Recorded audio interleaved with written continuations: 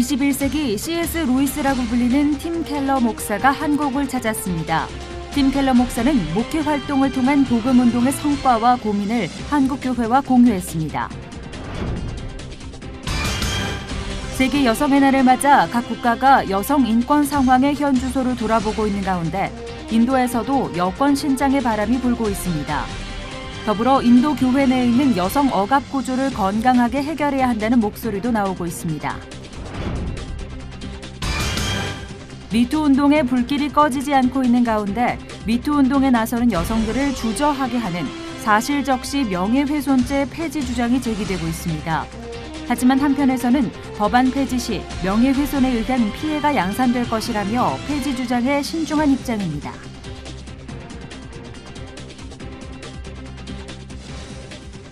여러분 안녕하십니까? 총신대 사태가 해결점을 찾지 못하고 파국으로 치닫는 모습입니다. 목회자를 길러내는 신학교에 용역까지 동원해 물리력이 행사된 모습을 보면서 분노와 절망도 느낍니다.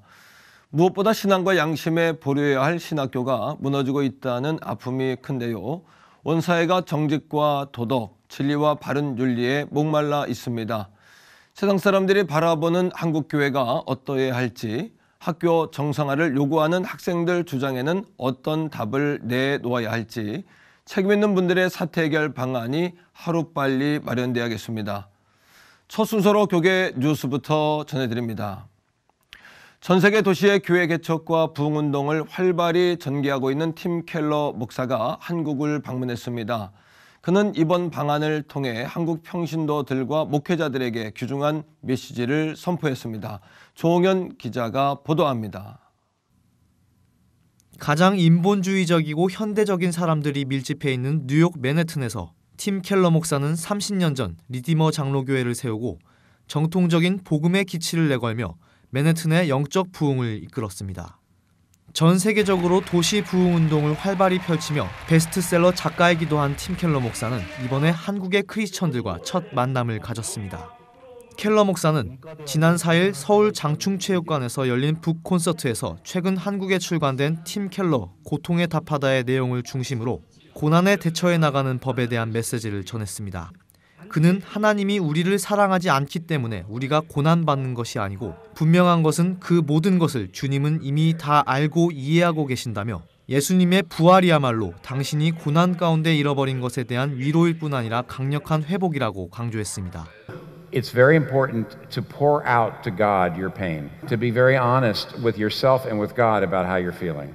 북 콘서트에 이어 지난 5일부터 3일간 진행된 센터처치 컨퍼런스에서 팀 켈러 목사는 목회자와 신학생들을 향한 도시 교회 부흥의 메시지를 전했습니다.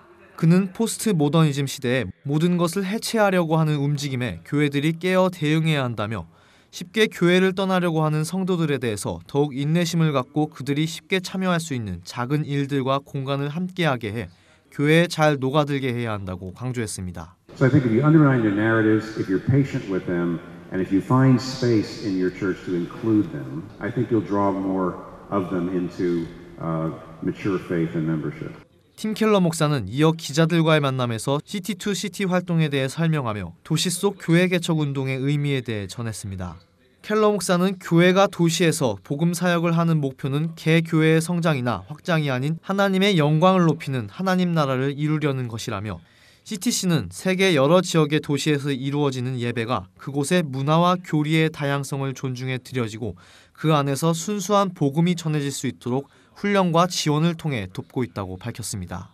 City does not recommend only one kind of worship style. The one is the culture. That is to say, if you're trying to reach a particular group of people, what style of worship would reach them. We also believe that to reach an entire city, you do need to have churches of different denominations. 세속주의와 물질주의, 다원주의가 온 세상을 뒤덮고 있는 포스트 모더니즘 시대. 팀 켈러 목사는 복음으로 가득한 교회를 세우는 사역이야말로 하나님 나라의 방법이라는 굳은 믿음을 가지고 CTC 운동을 전개하고 있다고 말합니다. C채널 뉴스 조홍현입니다. 이어서 그 밖의 교계 소식 전해드립니다. 조배숙 민주평화당 대표가 지난 6일 한국기독교연합을 내방해 이동석 대표 회장과 개헌과 미투 등 사회 이슈에 관한 환담을 나눴습니다. 또 한반도 평화를 위한 북한의 비핵화 대화를 중시할 것과 권력형 성범죄 미투 운동에 대해 2차 피해가 발생하지 않도록 우리 사회가 피해자의 아픔을 감싸는 등의 사회적 공감대가 필요하다고 역설했습니다.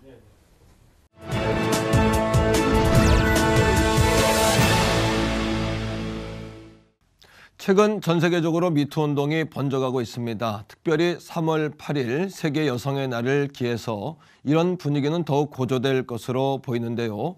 전통적으로 여성에게 가장 위험한 나라 5국가를 꼽는다면 그 안에 항상 들어가는 곳이 바로 인도라고 합니다.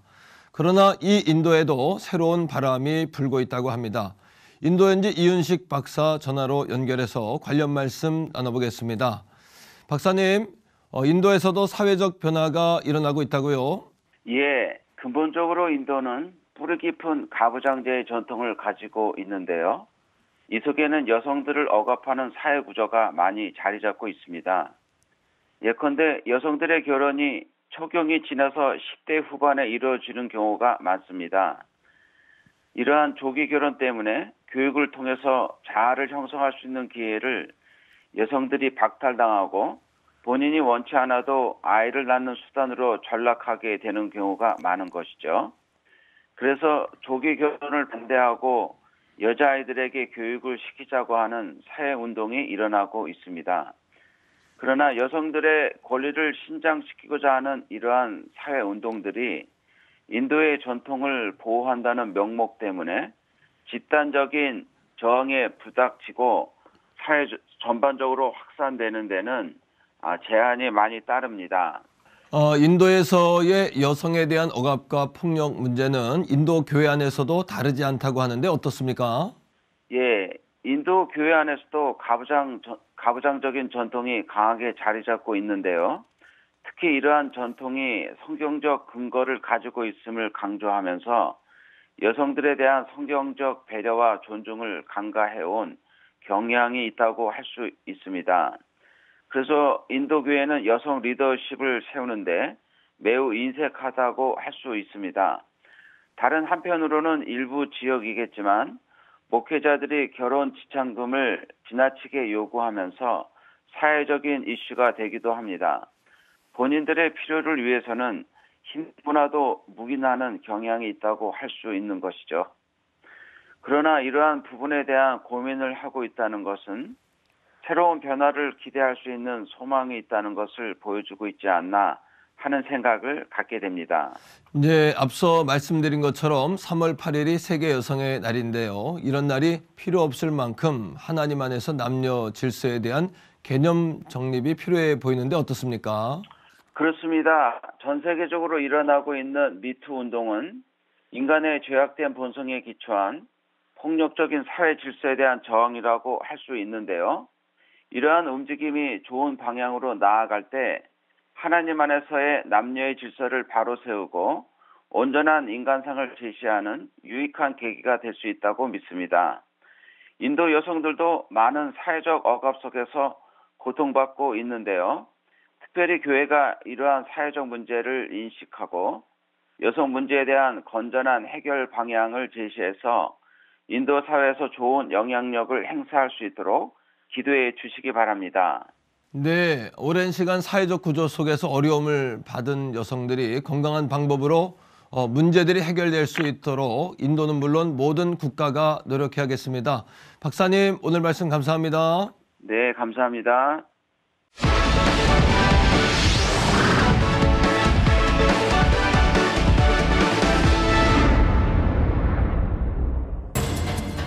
미투 운동이 각계각층으로 확산되고 있는 가운데 사실적시 명예훼손죄에 대한 존폐 논란이 다시 뜨거워지고 있습니다. 사실적시 명예훼손죄란 누군가의 잘못을 폭로했을 때 그것이 사실임에도 불구하고 상대가 명예훼손으로 고소하면 죄가 성립될 수 있다는 건데요. 2015년 유엔에서 이미 폐지를 권고했었던 사실적시 명예훼손죄, 무엇이 문제인지 하나님의 법, 세상의 법에서 알아봅니다.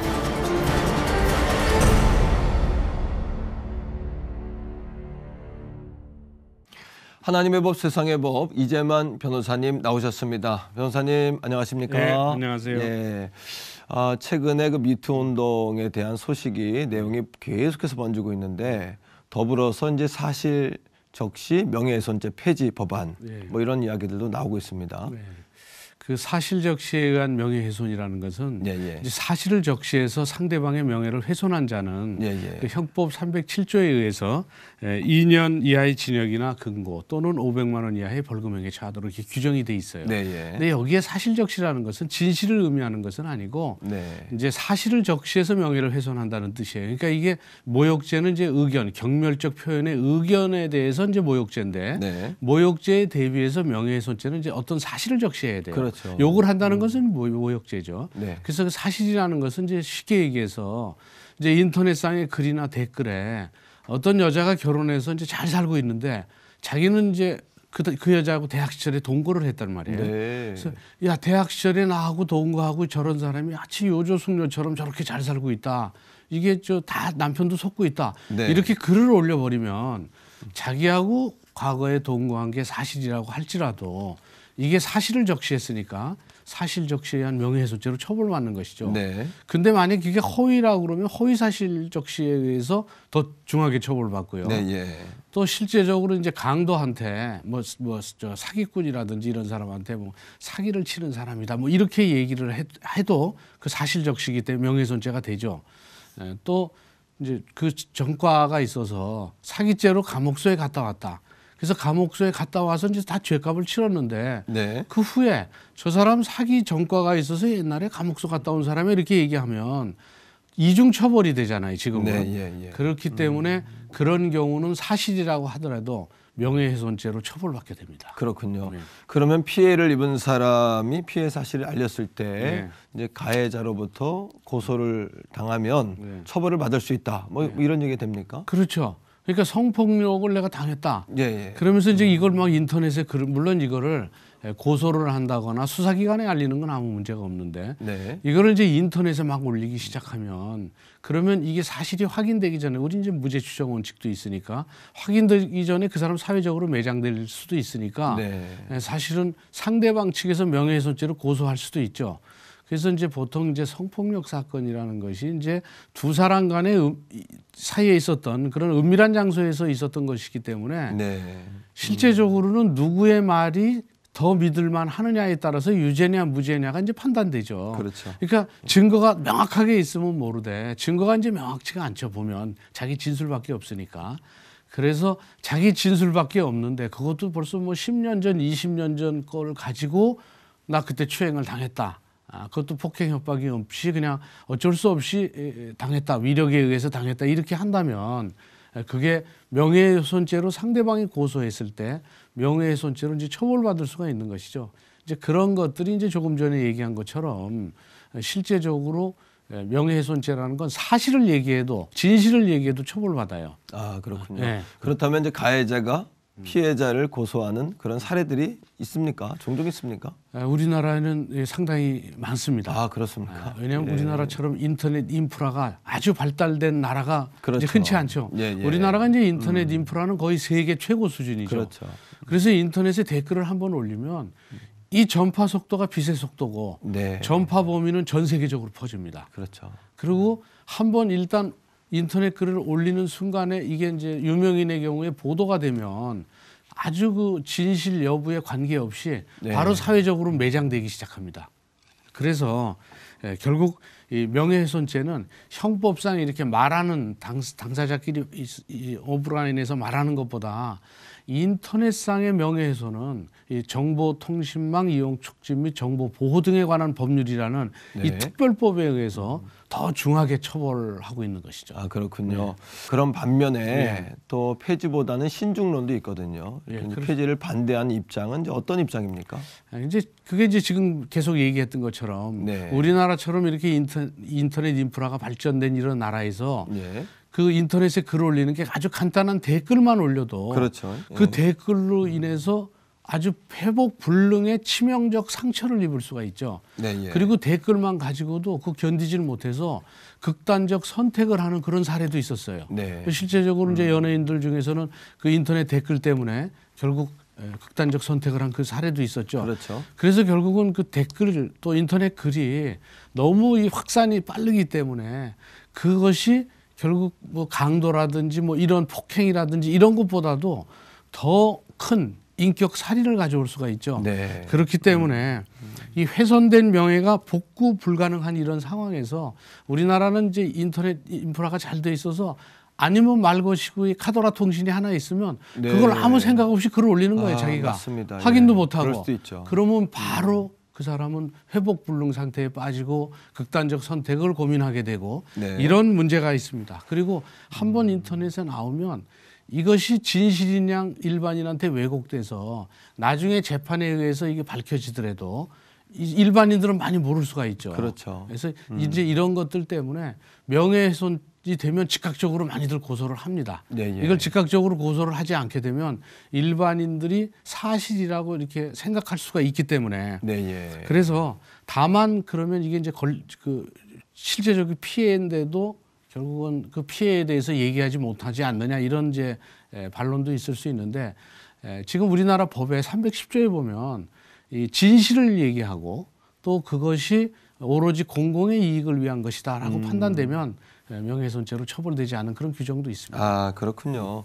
그런데 이제 사실 요즘에 문학계, 정치계, 사회 전반으로 퍼지는 이제 미투 운동 또 지금 함께 나누고 있는 사실적시 명예훼손죄 뭐 이런 이야기를 나누면서 마음이 조금 부끄럽고 또 반성되는 마음도 있고 또 참담한 마음이 있습니다. 하나님 말씀처럼 세상에서는 숨겨진 것 또 감추어진 것이 드러나지 않을 것이 없다.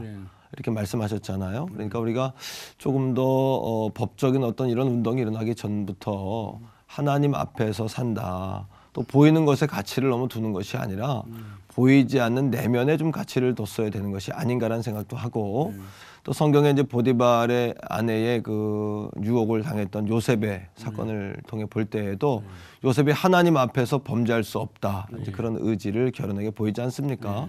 그러니까 우리 그리스도인들 특별히 믿는 자들부터 미투 운동이나 이런 것들이 퍼지기 전부터 지금이라도 어쩌면 하나님 앞에 살아가는 그런 연습들, 훈련들을 더 해야 되겠다 이런 생각이 드는데요. 예.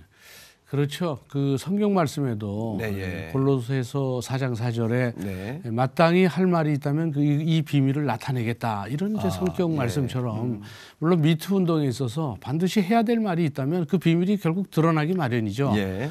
그런데 이제 지금 문제는 미투 운동으로 인해서 지금 양성평등의 시대가 도래하고 있습니다. 네, 그리고 예. 시대 정신이 지금 바뀌고 있어요. 아, 그런데 예. 이제 시대 정신이 급변하고 있는데 네. 이거를 이제 옛날 시대에 맞춰서 그 시대 저 생활을 하게 되면 급변하는 시대 정신에 있어서 정말 큰 낭패를 볼 수가 있는 것이죠. 그렇죠. 뭐 이 정도라면 이 정도의 얘기한다면 그렇게 다 이제 그 수용이 되던 그런 시대가 네. 있었는데 지금은 이제 성인지 감수성이 상당히 예민한 시대고 맞습니다. 또 성교육도 많이 돼 있고 또 해외에 있어서 여러 가지 운동들도 국내로 실시간으로 전파돼서 국내에 들어오는 이런 지구촌 시대에 살고 있기 때문에 이 급변하는 시대 정신에 있어서 이 크리스찬들이 자기 행동에 대해서 또 자기 자신을 돌아보는 그런 습관이라든지 그런 연습을 하지 않으면 시대 정신에 뒤떨어져서 정말 크게 낭패를 볼 수 있죠. 뭐 얼마 전에도 뭐 최근에 문제된 그 안희정 지사의 경우에도 네. 그게 이제 시대 정신을 제대로 파악하지 못해서 결국은 그 일로 인해서 정말 크게 네. 그 타격을 받고 또 국민들도 상당히 충격을 받은 그런 사건이 일어난 것이죠. 이미 그 이제 사실적시 명예훼손죄 폐지 네. 국회에 이제 발의돼 있다고 하던데요. 네. 예, 어떤 내용입니까 지금? 이제 금태섭 의원이 네. 이제 2016년에 네. 명예훼손죄 사실적시한 명예훼손죄는 폐지하자 네, 예. 그렇게 얘기를 했습니다. 그래서 이제 이 명예훼손죄를 이제 폐지하자는 것은 그 금태섭 의원은 이제 그런 얘기입니다. 명예훼손죄라는 것은 표현의 자유가 있거나 또는 언론 출판의 자유 같은 게 있는데 이것을 그렇게 표현하거나 언론 출판을 했을 때 그 점에 대해서 다른 사람의 명예를 훼손했다고 해서 명예훼손죄로 처벌을 하면 헌법상 보장된 표현의 자유, 네. 또 언론 뭐 출판의 자유가 억압될 수도 있고 네, 예. 또 정치적으로도 악용될 소지가 있다. 그러니까 이 죄는 아예 없애버리고 민사적으로 결국 잘못했으면 배상받게 하면 되지 않느냐. 이게 이제 그 금태섭 의원이 이제 그런 여러 가지 사안을 가지고 폐지 법안을 낸 것이죠. 네. 그런데 이제 이 폐지 법안이 이제 다시 그 사람들의 그 주목을 받게 된 것은 미투 운동이 일어났을 때 미투 운동에 의해서 그 공개한 사람들이 언론에 공개하지 않습니까? 인터넷에 명예훼손죄로 고소되면 명예훼손죄로 처벌받을 가능성이 있습니다. 그렇죠. 그렇기 때문에 미투 운동이 일어나니까 더더군다나 미투 운동에 대해서 걸림돌이 된다. 네, 예. 그러니까 명예훼손죄를 폐지하자. 이제 이런 것이죠. 근데 실제적으로는 이 카더라 통신이 인터넷 댓글이 올라와서 결국은 인격살인으로 인해서 얼마나 많은 사람이 또 피해를 볼 수 있어요. 맞습니다. 예. 그래서 또 명예훼손죄 폐지는 신중을 기해라. 그러네요. 그리고 다만 이게 걸림돌이 된다고는 하지만 307조에 공공의 이익을 위하고 진실을 말했을 때 이럴 경우에는 결국 처벌받지 않는 307조 조항이 있으니까 이 조항을 유연하게 적용을 하면 미투 운동에 대한 어떤 걸림돌은 307조로 해결하고 그리고 명예훼손죄에 대한 폐지는 신중히 해야 되지 않느냐. 이제 이런 견해도 있습니다. 그렇군요. 오늘 말씀을 들으면서 세상에 과연 또 사람들에게 진리와 진실이 있는가 이런 생각을 하면서 과거나 현재나 미래나 하나님만이 진실이시고 진리시다. 예수 그리스도가 진리다. 또 여호와를 경외함이 지혜의 근본이라고 하셨는데 지혜는 우리 삶의 양식, 삶의 방법 아니겠습니까? 그러니까 여호와를 경외하는 것이 진리구나. 다시 한번 그 진리를 깨닫게 됩니다. 변호사님 오늘 말씀 고맙습니다. 네, 감사합니다.